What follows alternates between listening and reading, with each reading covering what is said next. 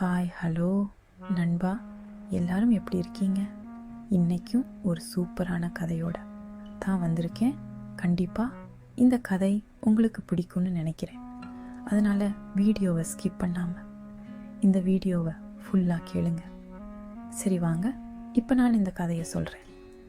என்னோட பேர் ராஜேஷ். எனக்கு வயசு 21. என்னோட சித்தி பேர் உமா. அவளுக்கு வயசு 35.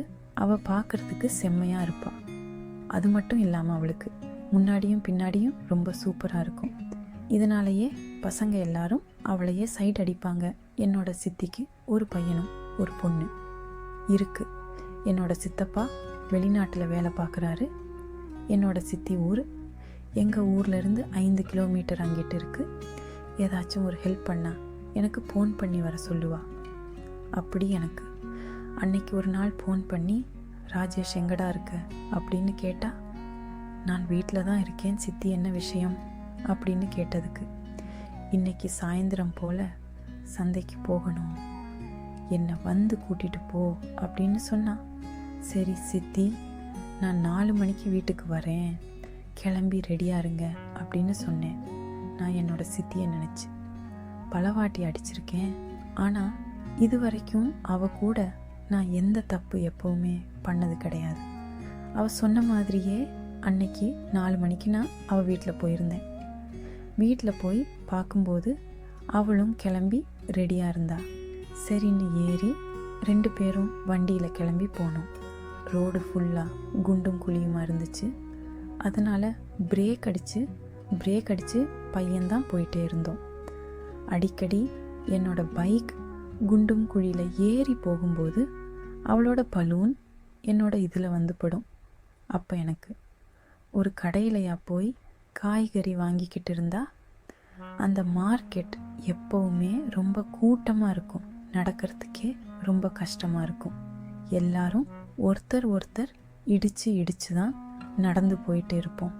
அப்படி நடந்து போகும்போது எனக்கு முன்னாடி தான் என்னோட சித்தி நடந்து போயிட்டு இருந்தா. அப்படி அவள் போகும்போது நான் அவளோட பின்னாடி அழகை பார்த்து ரசிச்சுக்கிட்டே போனேன். ஒரு கடையிலையும் குனிஞ்சு காய்கறி எடுக்கும்போது அப்படியே தானே நம்மளோட கடப்பரை எடுத்து அவள் பின்னாடி வச்சு சம்பவம் பண்ணணும் அப்படின்னு தோணும். ஆனால் அந்த இடத்துல எதுவும் பண்ண முடியாது. ஒரு காய்கறி கடையில் ரொம்ப நேரமாக நின்றுக்கிட்டு இருந்தா. அடுத்து என்ன வாங்கணும் சித்தி அப்படின்னு கேட்டது. திவ்யா, உனக்கு இதெல்லாம் எடுக்க தெரியாது, தள்ளி நின்று வேடிக்கை பாரு அப்படின்னு சொல்லிட்டு ஒரு கேரட்டும் ஒரு பெரிய கத்திரிக்காயும் தேடிக்கிட்டு இருந்தா. எல்லாத்தையுமே நல்லா கையில் பிடிச்சு பார்த்தா எனக்கு. அப்போ ஒன்றுமே புரியலை. அதுக்கப்புறம் கொஞ்சோண்டு கேரட்டும் கொஞ்சோண்டு பெரிய கத்திரிக்காயும் வாங்கினான். எதுக்கு சித்தி இதை வாங்குறீங்க அப்படின்னு கேட்டேன். இந்த மாதிரி நீளமாக இருக்கிறது தான் டேஸ்ட் நல்லா இருக்கும் அப்படின்னு சொன்னான்.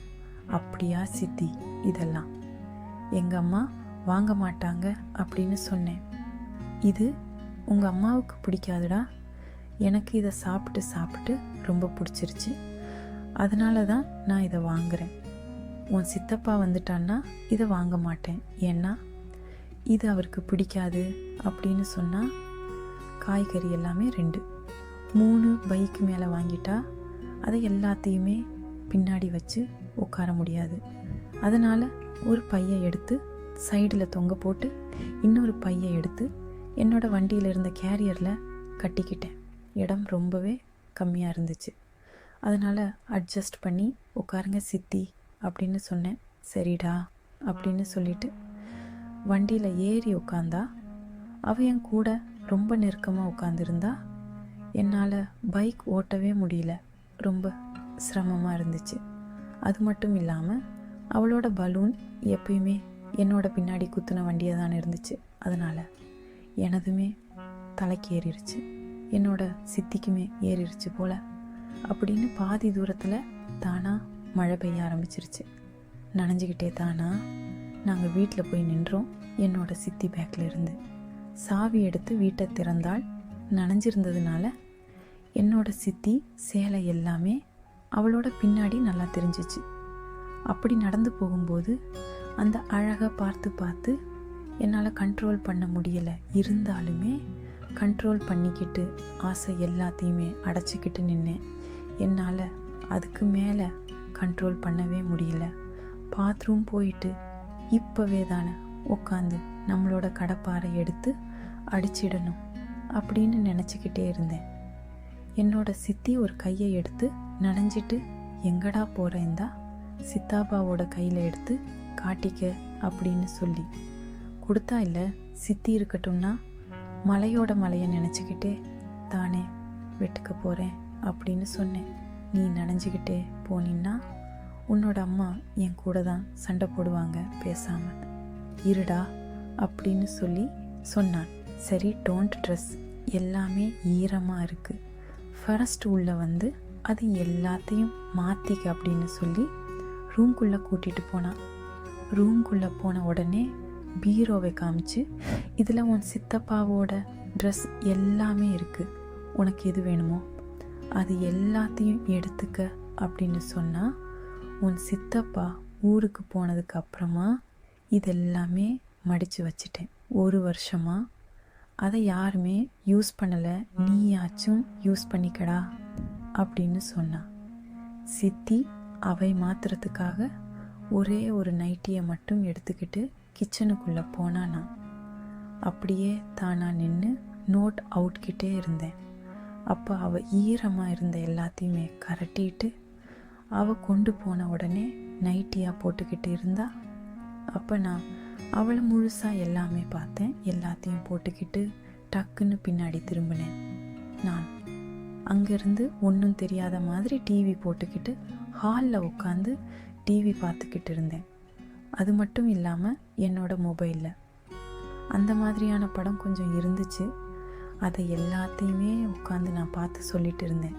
என்னோட சித்தி அந்த நைக்கை எடுத்து போட்டுக்கிட்டு பாத்ரூம்குள்ளே போனால் நான் என்ன பண்ணுறா அப்படின்னு பார்க்குறதுக்காக பின்னாடியே போய் கதவு வழியாக என்ன நடக்குதுன்னு பார்த்தேன். அவள் ஏதாச்சும் பண்ணுவாளா அப்படின்னு பார்த்துக்கிட்டே இருந்தேன். ஆனால் அவள் எதுக்குமே பண்ணலை. அப்போவே நான் திரும்பி டிவி பார்க்குறதுக்கு வந்துட்டேன். கொஞ்ச நேரத்துலையே சித்தி போய் பாத்ரூம்லேருந்து வெளியில் வந்து டிவி பார்க்குறதுக்காக வந்து உட்காந்தா. டிவி பார்த்துக்கிட்டே இருக்கும்போது என்னோட சித்தியை அடிக்கடி கை தட்டிக்கிட்டு சிரிச்சுக்கிட்டு டிவி பார்த்துக்கிட்டு இருந்தா. அப்படி பண்ணும்போது எல்லாமே அவளோட பலூன் நல்லா விழுந்துச்சு. அதை உட்காந்து நான் நல்லா பார்த்துக்கிட்டே இருந்தேன். நான் பார்த்துக்கிட்டு இருக்கிறத அவள் டக்குன்னு பார்த்துட்டா.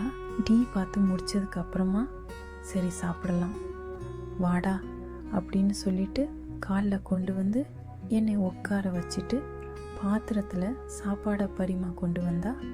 எனக்கு வைக்கிறதுக்காக கொண்டாந்து வைக்கும்போது அப்படி குனிஞ்சு குனிஞ்சு வைப்பான். அப்படி குனியும் போது எல்லாமே அவளோட பலூன் ரெண்டுமே நான் பார்த்துக்கிட்டே இருந்தேன். அதுக்கப்புறம் 2 பேரும் உட்காந்து சாப்பிட ஆரம்பித்தோம். சாப்பிட்டு முடித்ததுக்கப்புறமா திரும்பவும் டிவி பார்த்தா 10:30. அப்புறம் என்னோட சித்தி, நான் தூங்க போகிறேன், நீ டீ ஆஃப் பண்ணிவிட்டு தூங்குடா அப்படின்னு சொன்னா. சரி சித்தி அப்படின்னு நானும் சொன்னேன்.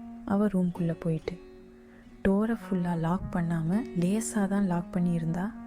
யாராச்சும் ஓப்பன் பண்ணால் டோரை ஓப்பன் பண்ணி உள்ளே போகலாம், அந்த மாதிரி தான் அவள் க்ளோஸ் பண்ணியிருந்தா. நானும் நல்லா தூங்குற மாதிரி நடிச்சுக்கிட்டு இருந்தேன்.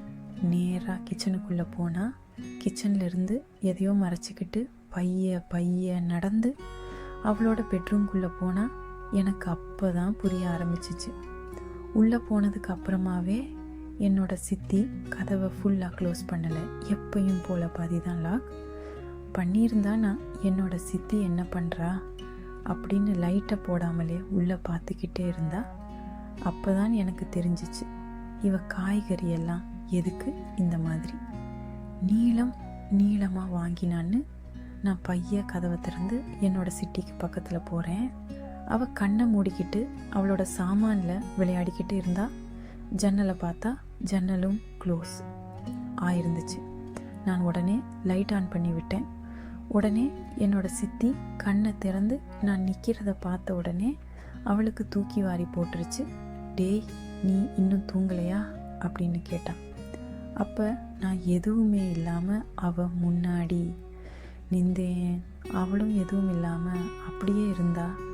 அப்போ நான் தான் அது எல்லாத்தையுமே விடிய எடுத்து வச்சுருந்தேன். வந்து என்ன சித்தி இப்படியெல்லாம் பண்ணிக்கிட்டு இருக்கீங்க அப்படின்னு கேட்டேன்.